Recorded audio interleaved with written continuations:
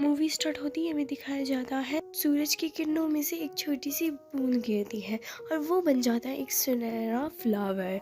तो बहुत साल बीत जाते हैं और वहाँ पे बनता है एक महल। वहाँ की क्वीन और किंग बहुत खुश थे, लोग उन्हें बहुत चाहते थे। इनका बेबी होने वाला था। क्वीन अचानक से बहुत बीमार होती है। सारे लोग इस वक्त यही सोचते हैं कि कोई मेडिकल हो जाए। वो मेडिकल है वही सुनहरा पूल। तो एक बूढ़ी औरत जिसका नाम मदन गौतल है, इसने अपनी जवानी को कहीं 1000 साल तक बचाने की इसने अपनी जवानी को किसी के साथ शेयर नहीं किया, ना ही किसी को पता लगने दिया कि वो पूल इसके पास है। यानी कि वो पूल को एक जादुई मंत्र सुनाती है और वो खिल जाता है और उसे जवान कर देता है। किंग के सोल्जर्स हर जगह वही सुनहरे पूल को ढूंढने लगते हैं।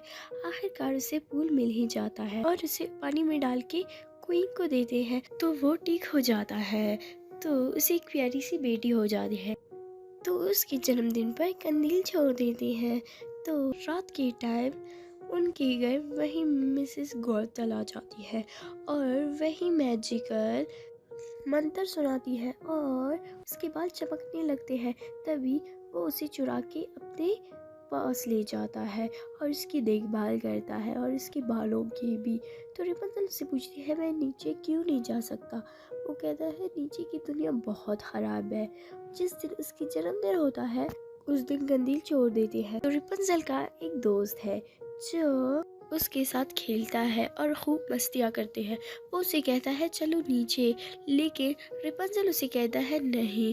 रेपंजल अपने घर के सारे काम करता है और वो अच्छे तरीके से पेंटिंग भी बनाता है। तभी उसे एक जगह मिलती है और वहाँ पे वो बनाता है एक पेंटिंग, वो भी कंदील वाला। तो वो बहुत ही ज़्यादा खुश थी। तभी वो कहती है मेरी मामा आ जाए, मैं उससे ये बारे में पूछूंगी कि मेरे हर जन्मदिन को तारे क्यों निकल आते हैं। तो तभी दूसरी तरफ से हमें कुछ चोर दिखाया जाता है जो महल के रास्ते से जा रहे होते हैं। उनमें से एक का नाम राइडर होता है जो ताज चुराने के लिए चला जाता है नीचे। तो वो ताज चुरा लेता है और भागने लगता है।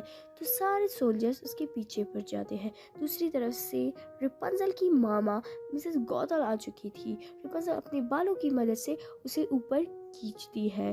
तो रेपंजल उसे कहने लगती है, मामा आज मेरा बर्थडे है तो मुझे गिफ्ट चाहिए, वो भी मुझे बाहर कंदील ले जाओ।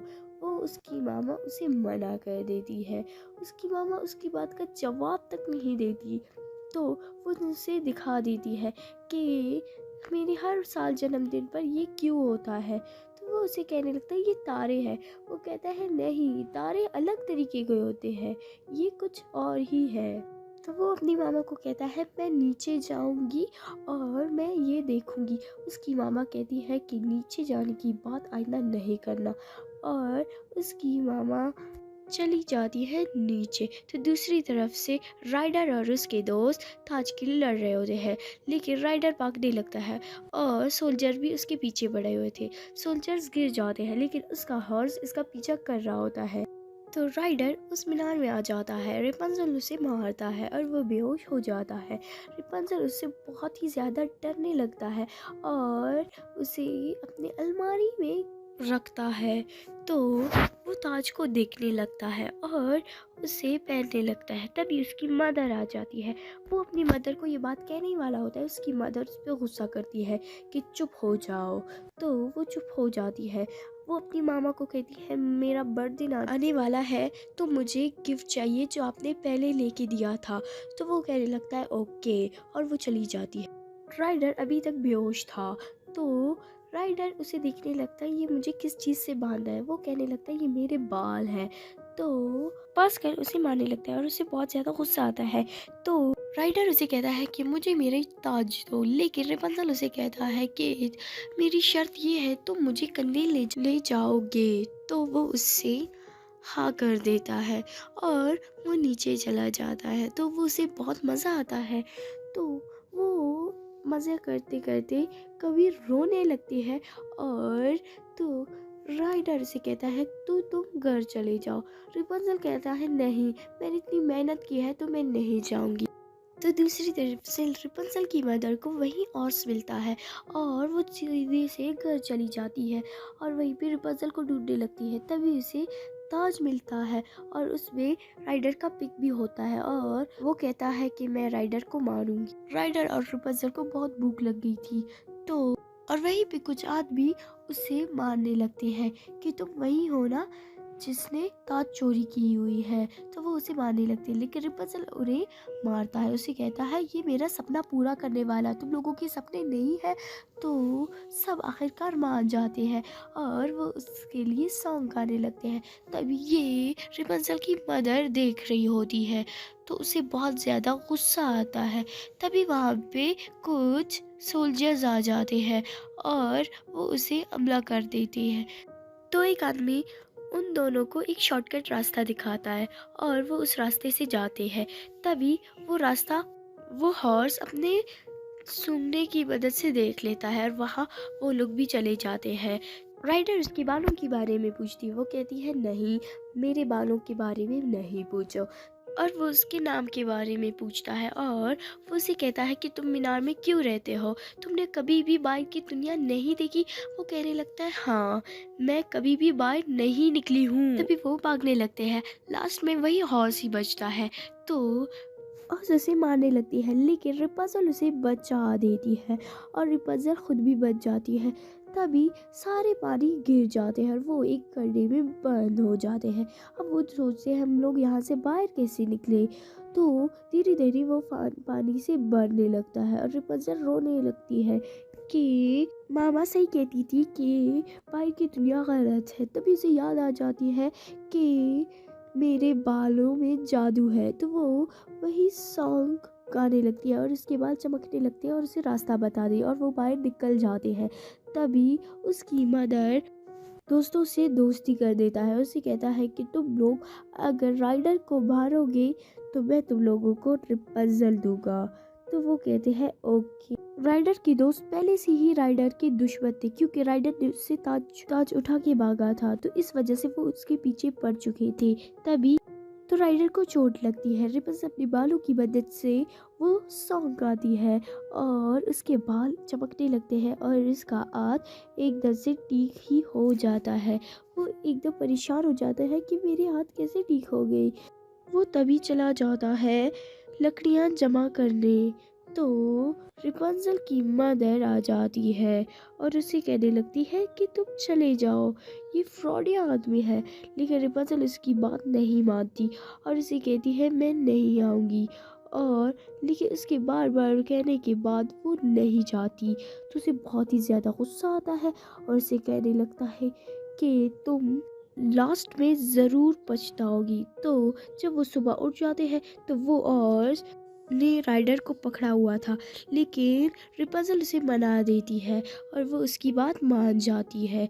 तभी वो लोग शहर चले जाते हैं और उन्हें बहुत ज़्यादा मज़ा आता है। कुछ लड़कियां उसके बाल भी बना देती है रिपल्सल। रिपल्सल अपनी मदर और फादर को देखता है, उससे याद आता है थोड़ा थोड़ा, लेकिन उसे फुल याद नहीं आता।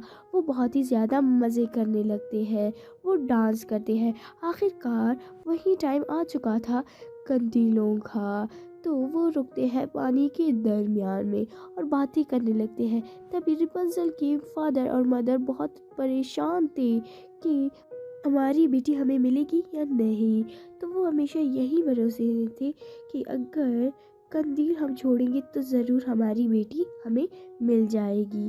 तो वो दोनों भी कंदील छोड़ते हैं और रिपल्सल को राइडर से मोहब्बत हो जाती है। राइडर को भी उन्हें बहुत ही ज़्यादा मज़ा आने लगता है। तभी वो ताज भी उसे लौटा देता है।